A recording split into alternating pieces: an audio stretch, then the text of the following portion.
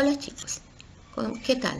Soy la profesora Laura de Ciencias y espero que cada uno de ustedes se encuentre muy bien junto a su familia. Yo aquí desde mi casa, igual que ustedes, cuidándome y protegiéndome en forma muy responsable porque de esa manera cuido a los míos y a todos los que me rodean. Bueno, este video tiene la finalidad, ¿cierto?, de hacerles llegar a ustedes de la mejor manera posible los contenidos que corresponden a la primera unidad. Si bien es cierto, lo hemos estado trabajando en guías, ahora mediante un Power, ¿cierto? Yo les voy a explicar algunos de esos contenidos que ya hemos revisado, que ustedes han trabajado, y además lo que van a hacer en las guías que corresponden a la semana siguiente, ¿ya? Por lo tanto, los invito a que podamos revisar estos contenidos. Cualquier duda, ustedes me lo hacen saber mediante el correo. Ya chicos y chicas, bueno, vamos a ver hoy día el movimiento rectilíneo uniforme siguiendo con las guías que ustedes han desarrollado anteriormente, ¿ya? Antes de empezar con el objetivo y específicamente lo que vamos a ver en esta clase, que es la aceleración, vamos a ver y recordar qué son las magnitudes escalares y vectoriales. Importante tener esta diferencia. Dice que las magnitudes escalares nos indican una cantidad numérica que siempre va acompañada generalmente de una unidad. Por ejemplo, cuando yo hablo de la masa, digo 1 kilo, solo me indica en este caso la cantidad numérica y la unidad de medida. Otro ejemplo es la longitud y otro ejemplo es la rapidez, que es la que nosotros vamos a revisar durante este video también. Por su parte, las magnitudes vectoriales son aquellas que, aparte de un valor numérico, también nos indican la dirección y el sentido. Por ejemplo, cuando hablamos de la velocidad, ¿cierto?, nos va a indicar cuánto es esa velocidad, cuál es la dirección o el sentido que tiene, por ejemplo, en este caso, el desplazar un móvil. Lo mismo que la aceleración. Parámetros para describir el movimiento. Tenemos que ver qué es la posición y dice que es la localización de un objeto en una recta numérica con respecto al origen. Por ejemplo, acá podemos ver que inicialmente en un tiempo cero el auto se encontraba en la recta, digamos, en el punto cero. Pero si pasa un determinado tiempo, podemos ver que este avanza, ¿cierto?, y llega hasta el punto 4. Esa es la posición, es decir, inicialmente estaba en 0, finalmente está en 4.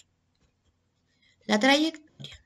La trayectoria es la línea que une todos los puntos que describen el movimiento de un cuerpo.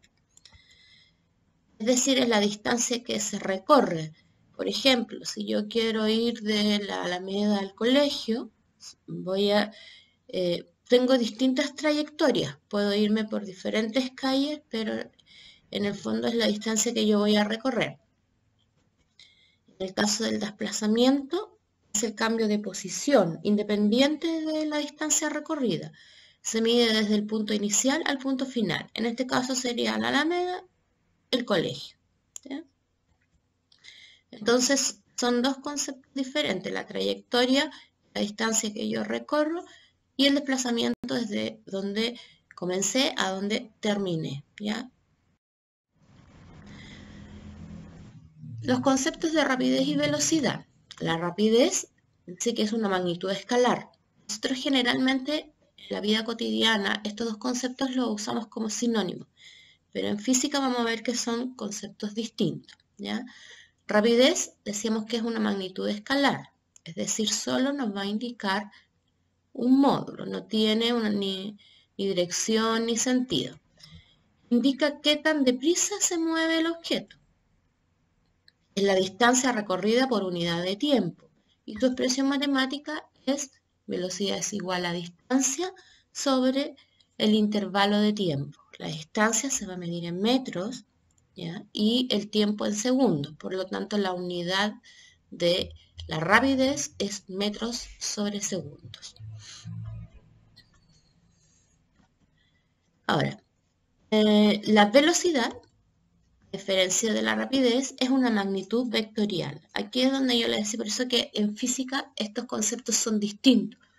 Nosotros hablamos cotidianamente que rápido o veloz es, qué velocidad lleva, pero en el fondo son distintos. En este caso, la velocidad es una magnitud vectorial, es decir, aparte de tener un módulo, es decir, no sé, va a 40 kilómetros por hora, también nos va a decir en qué sentido se desplaza, ¿ya? La otra característica dice que corresponde a su desplazamiento por unidad de tiempo. Su expresión matemática es la velocidad es igual a la variación de la distancia partido por la variación del tiempo. Pero al igual que en el otro caso, también se mide en metros partido por segundo. Ahora, importante aquí, si ustedes se fijan gráficamente, la velocidad tiene y la distancia tienen un vector o una flecha sobre ellos, ¿cierto? Esto me está indicando que es una magnitud vectorial. Es decir, que tengo en este caso una distancia inicial y una distancia final. ¿Cómo yo hago la variación? La final menos la inicial. La relatividad del movimiento. El movimiento es relativo con respecto al sistema de referencia que se elija. Por lo tanto, el concepto de reposo es válido en determinados contextos. Por ejemplo, si observamos la imagen, en el primer caso, si nos ubicamos como sistema de referencia al hombre que está parado en el pasto, ¿cierto? Él va a tener la percepción, ¿cierto?, de que el que se mueve es precisamente el que va en el tren, ¿ya? Por lo tanto, él tiene una posición fija y el que tiene el movimiento es el otro. Sin embargo, si tomamos el punto de referencia, el que va dentro del tren, ¿cierto?, para él, su posición, digamos, está en reposo y el que se mueve es el que está en el pasto, ¿ya? Por lo tanto, el movimiento siempre va a ser relativo. En algún minuto yo puedo ver desde mi punto de vista que un sistema está en reposo, sin embargo otra persona desde otra perspectiva, de otro punto, lo va a ver que está en movimiento. El movimiento rectilíneo uniforme, el MUR, es aquel con velocidad constante, cuya trayectoria siempre es una línea recta. Esto implica que el espacio recorrido es igual que el desplazamiento, ¿ya?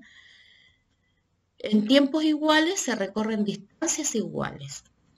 Y la rapidez y la aceleración son siempre constantes. Es decir, aquí no cambia en un movimiento rectilíneo, no cambia ni la velocidad, perdón, ni la rapidez ni la aceleración. ¿Cómo lo podemos representar a través de gráficos? Por ejemplo, en el primer caso, el gráfico posición y tiempo, vemos que cada vez que el tiempo avanza, la posición también va cambiando. En relación a velocidad del tiempo, la velocidad se mantiene constante, ¿ya? Si bien es cierto el móvil se desplaza, su velocidad no cambia. Y en cuanto a la aceleración, el tiempo siempre va a ser cero. Tampoco tiene una aceleración ni positiva ni negativa. Importante aquí recordar que cada vez que graficamos cualquier, por ejemplo, en este caso tiempo versus posición, siempre los gráficos deben llevar un nombre en relación a lo que se está estudiando o las variables que intervienen. Aquí vamos a ver lo que es la aceleración. Esto es lo demás era recordar algunos conceptos. Aquí vamos a ver el objetivo que tiene esta guía, es comprender el concepto de aceleración. Las habilidades es comprender y la actitud es trabajar responsablemente. ¿Cuáles son las actividades que van planteadas en la guía que ustedes también van a recibir?